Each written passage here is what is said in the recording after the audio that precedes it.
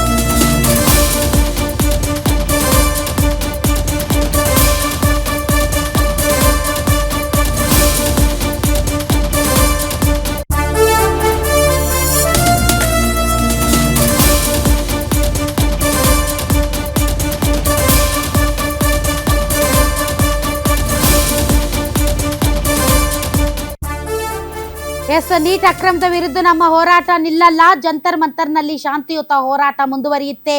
ಉಪವಾಸ ಸತ್ಯಾಗ್ರಹ ಕೈಬಿಡಲು ಸೋನಂ ವಾಂಗ್ಚುಕ್ಗೆ ಮನವಿ. ಸೋನಂ ವಾಂಗ್ಚುಕ್ರ ಅಂತಹ ಹೋರಾಟಗಾರರು ನಮಗೆ ಬೇಕು. 25 ದಿನಗಳಿಂದ ಉಪವಾಸ ಸತ್ಯಾಗ್ರಹ ನಡೆಸ್ತಾ ಇದ್ದಾರೆ. ಆರೋಗ್ಯದ ದೃಷ್ಟಿಯಿಂದ ಉಪವಾಸವನ್ನು ಕೈಬಿಡಿ. ನಿಮ್ಮ ಪರವಾಗಿ ನಾವು ಶಾಂತಿಯುತವಾಗಿ ಹೋರಾಟವನ್ನು ಮಾಡ್ತೀವಿ, ಮುಂದುವರಿಸ್ತೀವಿ. ಪ್ರತಿಭಟನೆ ವೇಳೆ ಗಲಾಟೆ ಮಾಡಿದವರು ನಮ್ಮವರಲ್ಲ. ಜಂತರ್ ಮಂತರ್ನಲ್ಲಿ ಸಿಜೆಪಿ ಸಂಸ್ಥಾಪಕ ಅಭಿಜಿತ್ ದೀಪ್ಗೆ ಹೇಳಿಕೆ ಕೊಟ್ಟಿದ್ದಾರೆ. ಈ ಮಧ್ಯೆ ಕಾಂಗ್ರೆಸ್ ಕೂಡ ಪ್ರತಿಭಟನೆಯನ್ನು ನಡೆಸ್ತಾ ಇದೆ. ಪ್ರತಿಭಟನೆಯಲ್ಲಿ ಯಾವ ರೀತಿ ಪಾಲ್ಗೊಂಡಿದೆ ಅನ್ನೋದನ್ನು ತಾವು ನೋಡಬಹುದು. ಕಪ್ಪು ಬಟ್ಟೆಯನ್ನು ಧರಿಸಿ ಅಲ್ಲಿ ಪ್ರತಿಭಟನೆಯನ್ನು ನಡೆಸ್ತಾ ಇದೆ ಸರ್ಕಾರ. ಅದರಲ್ಲೂ ಕೂಡ ವಿದ್ಯಾರ್ಥಿಗಳ ವಿರುದ್ಧ ನಡೆದುಕೊಂಡಂತಹ ರೀತಿ, ವಿದ್ಯಾರ್ಥಿಗಳ ಮೇಲೆ ಮಾಡಿದಂತಹ ದೌರ್ಜನ್ಯ, ಈ ವಿಚಾರದಲ್ಲಿ ಕಾಂಗ್ರೆಸ್ ಈಗ ಆಕ್ಟಿವ್ ಆಗಿದೆ. ಹಾಗೆ ನೋಡಿದರೆ ಈ ಅಭಿಜಿತ್ ದೀಪ್ಗೆ ಯಾರಿದ್ದಾರೆ, ಈ ಅಭಿಜಿತ್ ದೀಪ್ಗೆ ಒಂದಿಷ್ಟು ಆಮ್ ಆದ್ಮಿ ಪಾರ್ಟಿಯ ಜೊತೆಗೆ ಒಂದು ಸ್ವಲ್ಪ ಒಳ್ಳೆಯ ಸಂಬಂಧ ಇಟ್ಕೊಂಡಿದ್ದಾರೆ. ರಾಹುಲ್ ಗಾಂಧಿ ಅವರ ಹಲವಾರು ನಡೆ ನುಡಿಗಳ ಬಗ್ಗೆ ಈ ಹಿಂದೆ ಅವರು ಅಪಹಾಸ್ಯ ಕೂಡ ಮಾಡಿದ್ರು ಈ ಸಿಜೆಪಿಯ ಸಂಸ್ಥಾಪಕ ಅಭಿಜಿತ್ ದೀಪ್ಗೆ. ಹೀಗಾಗಿ ರಾಹುಲ್ ಗಾಂಧಿ ಅವರು ಎಂಟ್ರಿ ಆಗಿರಲಿಲ್ಲ. ಈಗ ಎಂಟ್ರಿ ಆಗಿದ್ದಾರೆ, ಹೋರಾಟವನ್ನು ನಡೆಸ್ತೀವಿ ಅಂತ ಹೇಳ್ತಾ ಇದ್ದಾರೆ. 4 ಗಂಟೆಗೆ ಏನೋ ಪ್ರೆಸ್ ಮೀಟ್ ಮಾಡ್ತಾ ಇದ್ದಾರೆ. ಅದರಲ್ಲಿ ಹೋರಾಟದ ರೂಪುರೇಷೆಗಳನ್ನು ಮತ್ತು ಧರ್ಮೇಂದ್ರ ಪ್ರಧಾನ್ ಅವರು ರಾಜೀನಾಮೆ ಕೊಡೋವರೆಗೂ ಕೂಡ ನಾವು ಹೋರಾಟವನ್ನು ಮುಂದುವರಿಸ್ತೀವಿ ಅಂತ ಹೇಳಿದ್ದಾರೆ. ಈ ಮಧ್ಯೆ ಧರ್ಮೇಂದ್ರ ಪ್ರಧಾನ್ ಅವರು ಕೂಡ ಮಾತಾಡಿದ್ದಾರೆ.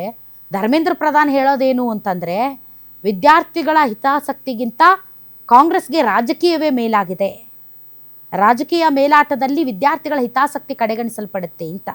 ಯಾವ ಬಾಯಿಂದ ಮಾತಾಡ್ತಾರೆ ಧರ್ಮೇಂದ್ರ ಪ್ರಧಾನ್ ಅವರಂತ ಅರ್ಥ ಆಗಲ್ಲ ಅಲ್ಲ ಸ್ವಾಮಿ. ನಿಮ್ಮ ವಿರುದ್ಧ ಅಲ್ಲಿ ಪ್ರತಿಭಟನೆ ನಡೆಸ್ತಾ ಇರೋದು ವಿದ್ಯಾರ್ಥಿಗಳು. ನೀವು ಸರಿಯಾಗಿ ನಿಮ್ಮ ಖಾತೆಯನ್ನು ನಿಭಾಯಿಸೋಕ್ಕಾಗಿಲ್ಲ, ಪದೇ ಪದೇ ಪೇಪರ್ ಲೀಕ್ ಆಗಿ ವಿದ್ಯಾರ್ಥಿಗಳ ಜೀವನ ಹಾಳಾಗ್ತಾ ಇದ್ರೂ ಕೂಡ ನೀವು ಮಾತ್ರ ರಾಜೀನಾಮೆ ಕೊಡದೆ ಸೀಟ್ ಗಂಟು ಕೂತಿದ್ದೀರಾ. ಅಧಿಕಾರ ಹೆಚ್ಚಾಯ್ತೆ ಹೊರತು ವಿದ್ಯಾರ್ಥಿಗಳ ಆಗ್ರಹ ನಿಮಗೆ ಹೆಚ್ಚಾಗಲಿಲ್ಲ. ದಯವಿಟ್ಟು ಒಂದು ನಿಮಿಷನೂ ಆ ಚೇರಲ್ಲಿ ಕುತ್ಕೋಬೇಡಿ, ಕೆಳಗಿಳಿ ಅಂತ ವಿದ್ಯಾರ್ಥಿಗಳು ನಿಮ್ಮ ವಿರುದ್ಧ ಪ್ರತಿಭಟನೆ ನಡೆಸ್ತಾ ಇರೋದು ಧರ್ಮೇಂದ್ರ ಪ್ರಧಾನ್ ಅವರೇ. ಉಲ್ಟಾ ಚೋರ್ ಕೋತ್ವಾಲ್ಕೋ ಡಾಂಟೆ ಅಂತ ಹೇಳಿ ನಿಮ್ಮ ವಿರುದ್ಧ ನಡೀತಾ ಇರುವಂತಹ ಪ್ರತಿಭಟನೆ. ನೀವು ಕಾಂಗ್ರೆಸ್ಗೆ ಬುದ್ಧಿ ಹೇಳ್ತೀರಾ, ನೀವು ರೈತರ ವಿದ್ಯಾರ್ಥಿಗಳ ಹಿತಾಸಕ್ತಿಗಿಂತ ರಾಜಕೀಯ ಮುಖ್ಯ ಆಯಿತು ಅಂತ. ಅದೇ ಪ್ರಶ್ನೆ ಜನ ನಿಮಗೆ ಕೇಳ್ತಾ ಇದ್ದಾರೆ, ವಿದ್ಯಾರ್ಥಿಗಳ ಹಿತಾಸಕ್ತಿಗಿಂತ ನಿಮ್ಮ ರಾಜಕೀಯ ಮತ್ತು ನಿಮ್ಮ ಅಧಿಕಾರ ಮತ್ತು ಸ್ಥಾನಮಾನನೇ ಹೆಚ್ಚಾಯ್ತಾ ಅಂತ. ಏನಂತ ಅರ್ಥ ಆಗ್ತಾ ಇಲ್ಲಪ್ಪ ಈ ದೇಶದಲ್ಲಿ. ಫಸ್ಟ್ ಆಫ್ ಆಲ್ ನಿಮ್ಮ ವಿರುದ್ಧ ನಡೀತಾ ಇರುವಂಥ ಪ್ರತಿಭಟನೆಗೆ ನೀವು ಉತ್ತರ ಕೊಡ್ರಿ, ಆಮೇಲೆ ರಾಜಕೀಯ ಮಾಡಿರಂತೆ, ರಾಹುಲ್ ಗಾಂಧಿ ಪ್ರಿಯಾಂಕಾ ಗಾಂಧಿ ಬಗ್ಗೆ ಮಾತಾಡಿರಂತೆ. ಇಲ್ಲಿಯವರೆಗೆ ನಿಮ್ಮ ವಿರುದ್ಧ ನಡೀತಾ ಇರೋಂಥ ಪ್ರತಿಭಟನೆಗೆ ಹೋಗ್ಬಿಟ್ಟು ಅಲ್ಲಿ ಜಂತರ್ ಮಂತರ್ನಲ್ಲಿ ವಿದ್ಯಾರ್ಥಿಗಳನ್ನ ಫೇಸ್ ಮಾಡುವಂಥ ತಾಕತ್ತು ನಿಮಗಿಲ್ಲ. ಎಲ್ಲೋ ಮರೆಯಲ್ಲಿ ಕೂತ್ಬಿಟ್ಟು ಇನ್ನೊಂದು ರಾಜಕೀಯ ಪಕ್ಷದ ಬಗ್ಗೆ ಮಾತಾಡ್ತೀರಾ ನೀವು.